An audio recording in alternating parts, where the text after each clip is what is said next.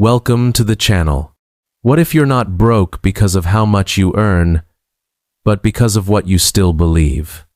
Because no one ever told you that your mindset might be quietly stealing your future, one decision at a time. Let's talk about the truth beneath the numbers. What if the reason you still feel broke has nothing to do with your bank account? You might be earning more than ever.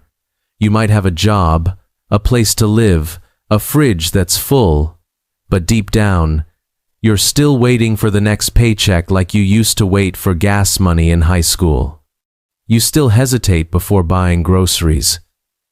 You still feel guilt when you spend, and shame when you don't. You still check your bank app with a nervous breath.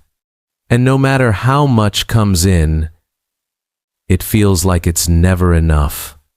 That quiet anxiety, that restless fear, that's not just about money. That's about something much deeper. Your relationship with it. Welcome to the channel. If you're already feeling a shift just hearing this, I invite you to subscribe. This space is for people who are ready to break cycles, not just financially, but mentally. And what you'll find here isn't hype, it's honesty. Let's keep going. Here's the truth. No one ever says out loud, you can raise your income and still feel stuck. You can get the promotion, the benefits, the bigger paycheck, and still carry the same survival mindset you had when you were broke. Because poverty isn't just external, it's internal. It's a lens, a story, and until you rewrite that story, nothing outside of you will ever feel safe. You see, the moment your basic needs are met, money stops being about math. It becomes emotional. It becomes about control, security, identity. And if you grew up always afraid of not enough, that fear doesn't just disappear when the bills are paid. It lingers. It hides in how you say no to yourself. It shows up in how you panic at every unexpected expense. It disguises itself as being responsible, when really it's fear pretending to be wisdom. And I get it. Maybe you've spent most of your life playing defense, surviving instead of building. Maybe no one ever taught you how to think beyond the next month, or how to use money as a tool, not just a shield. And now, even when things are better, your body still braces like they're not. But here's what I want you to hear. Feeling broke when you're not broke isn't a failure. It's a sign that your mindset hasn't caught up to your reality.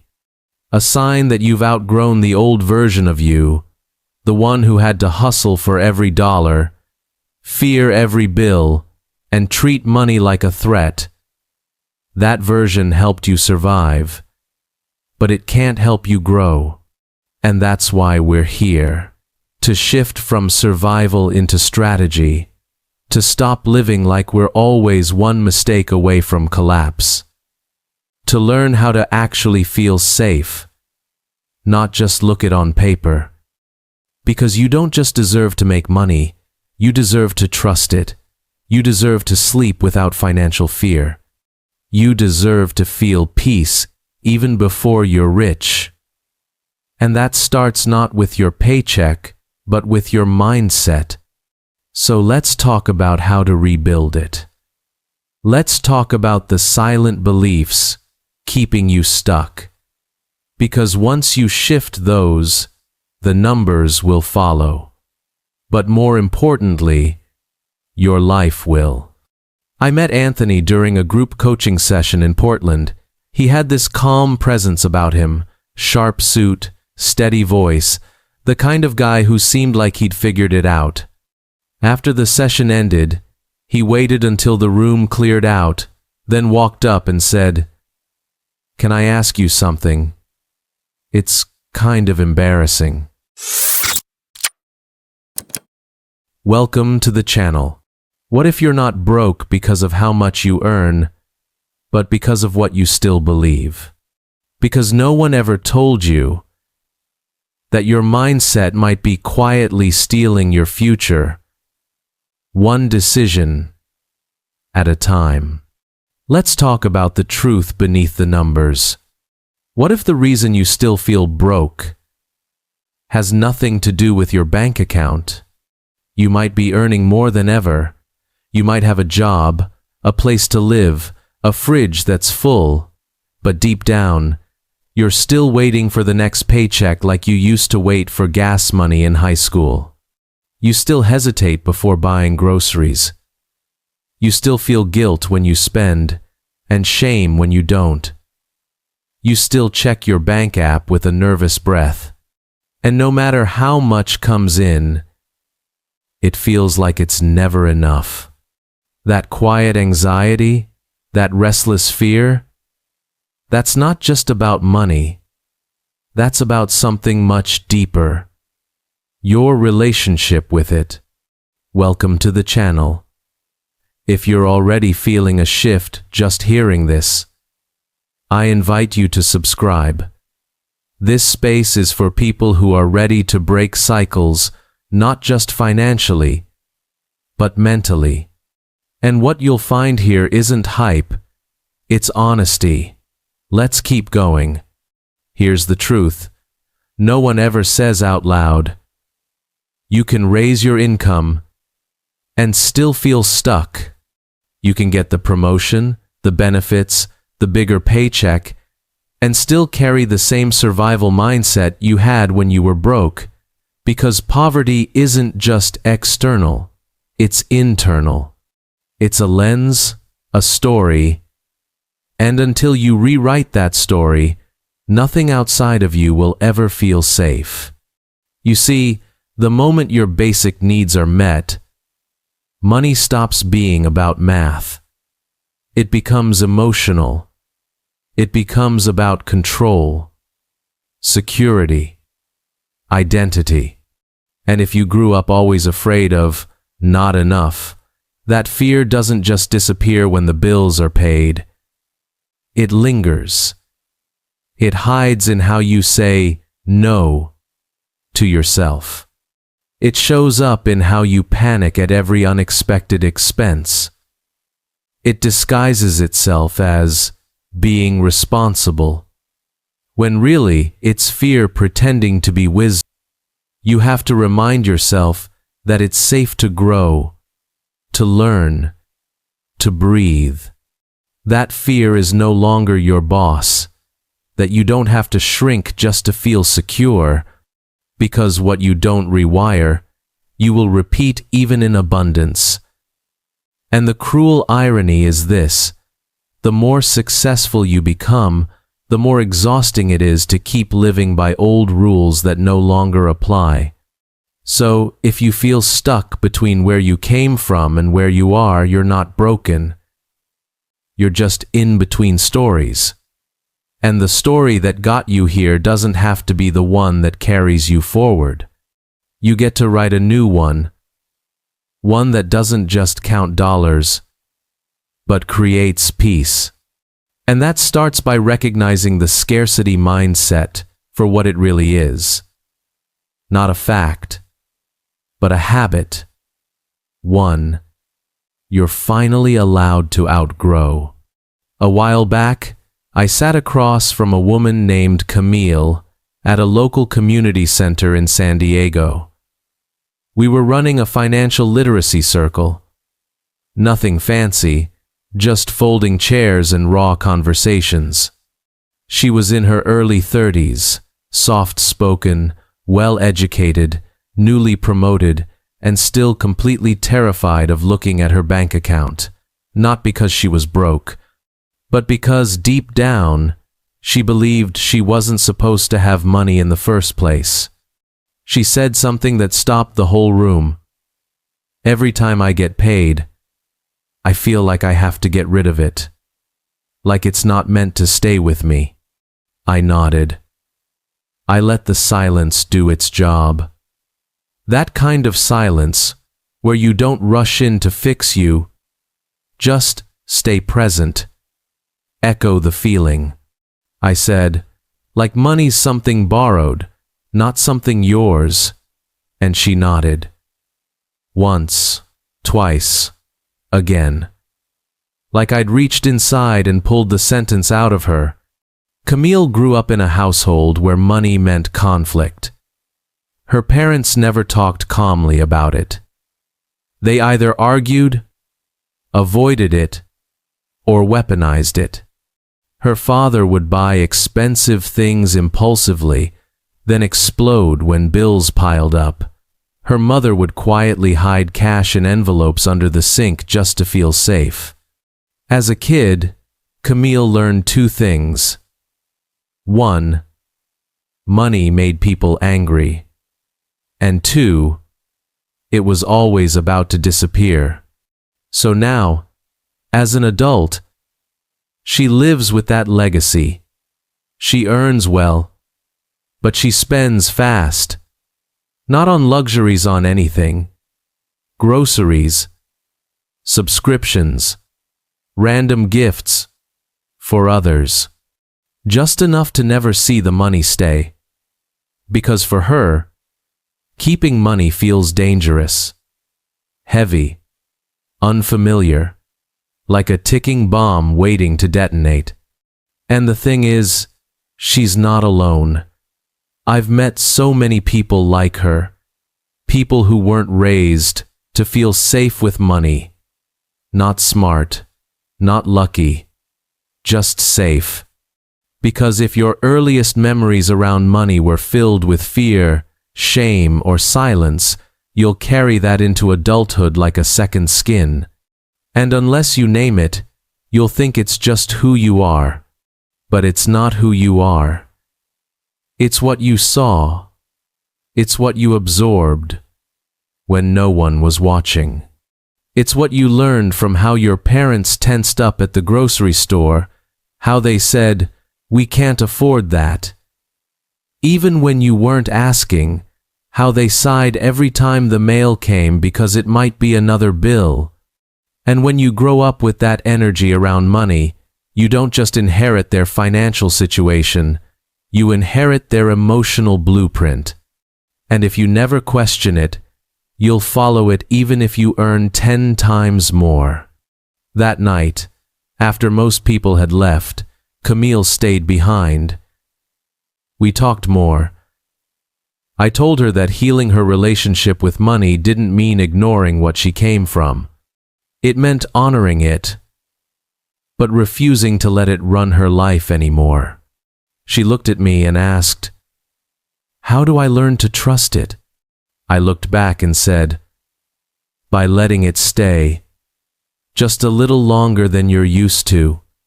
$1, one decision, one moment of breathing before reacting.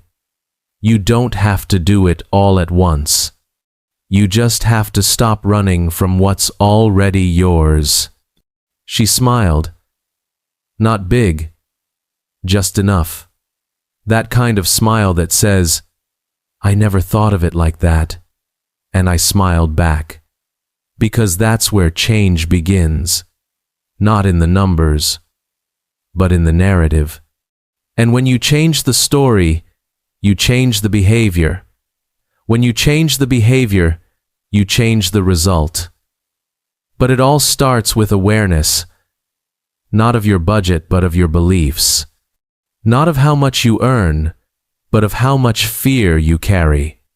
Because that fear, it's not yours to carry forever, and you're allowed finally to put it down. A friend of mine, Jonah, once told me something over lunch that I've never forgotten. We were sitting in this quiet corner of a diner, late afternoon sunlight pouring across the table, and he said, "You know what's wild? I've been making 6 figures for almost 3 years, and I still feel like an imposter every time I try to make a financial decision that isn't just about surviving." I asked him what he meant.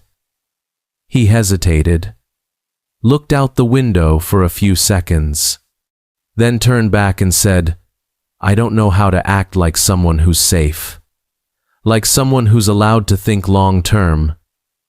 My instinct is still to brace for impact, even when things are good. I didn't respond right away. I just sat with him in that moment, because I knew exactly what that meant, that subconscious flinch, that emotional armor, that quiet panic, that good things won't last. I gave him a slow nod, that kind of triple nod that tells someone you felt it too, that this isn't just their story, it's one we've both lived, in different forms. He continued, I see people around me investing, building, planning 5, 10 years ahead. And me? I still celebrate when I pay rent on time, even though I've never missed a payment in years.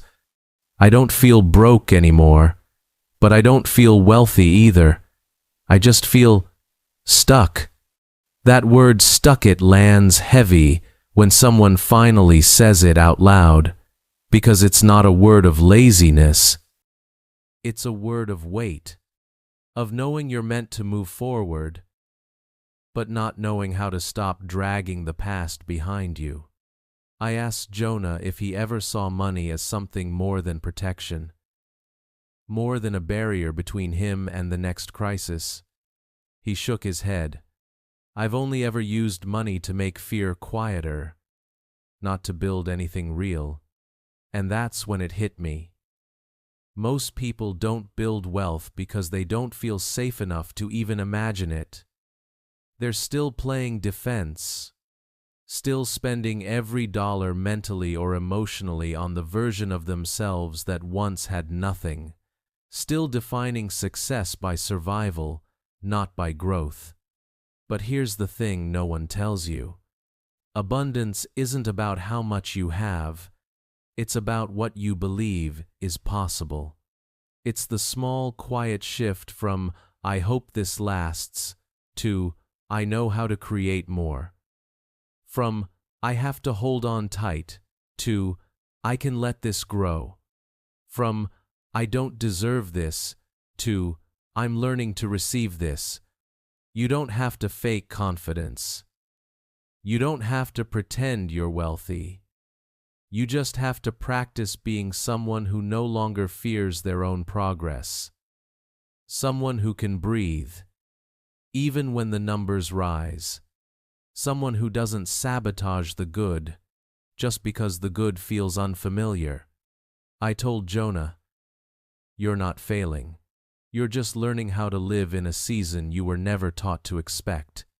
He looked down, took a breath, and whispered, I don't want to go back there anymore. And I said, then stop budgeting your life around fear. Start building it from vision. Because that's the millionaire habit. No one talks about, not the spreadsheets, not the side hustles, not the apps. It's permission. The permission to believe you're allowed to want more, hold more, build more, not out of greed, but out of peace. And that permission starts inside you, long before the wealth ever does. Not long ago, I was mentoring a small group of young professionals in Boston, and one of them, a guy named Marcus, stayed behind after our last session. He waited until the room emptied, then walked up with this look that was part frustration, part exhaustion. I could feel it before he even said a word. He told me, I've read the books, listened to the podcasts, tried all the systems. I know how to budget. I know how to save. But no matter what I do, I always end up back at zero. Every time I try to change my money habits, something pulls me back, like some part of me doesn't actually believe I'm supposed to get ahead. I listened, quietly, no answers yet. Just the kind of silence that gives someone space to say the rest. So he did. He said, "I think I'm scared of becoming someone different. Like, if I actually start getting it together, I don't know who that version of me is. And maybe part of me doesn't trust him." That moment, it landed deep. Not because it was new, but because it was so true. So many people don't realize that what's blocking their financial growth isn't lack of knowledge. It's fear of identity loss. Fear that changing how you handle money means becoming a stranger to the version of yourself you've known your whole life.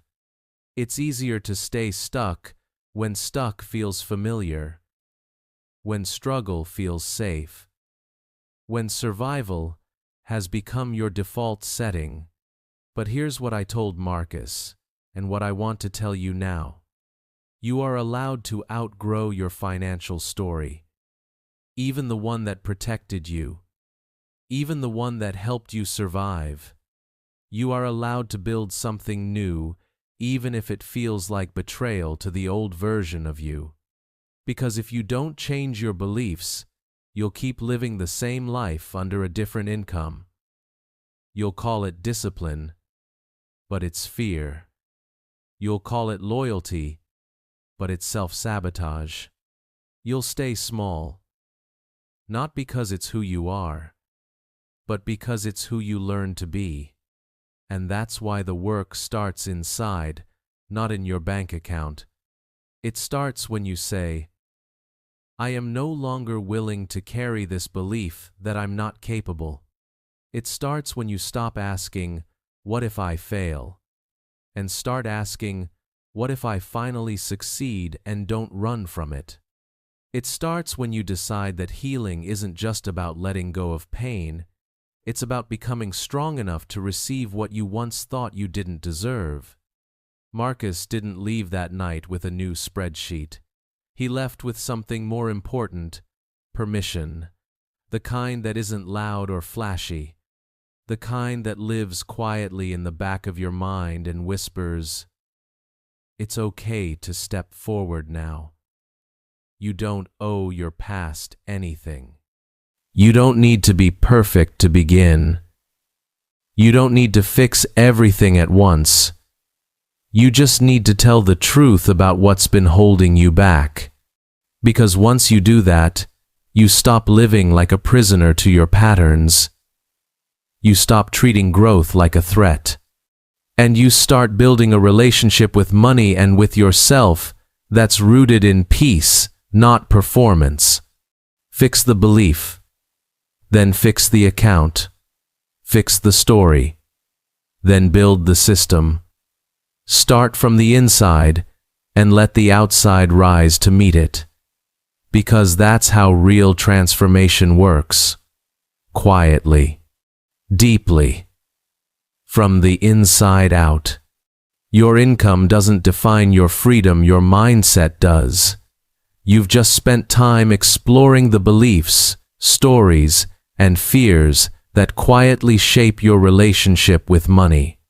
The truth is, no strategy will stick until you change the way you see yourself. You are not your past. You are not your patterns. You are not the survival version of you.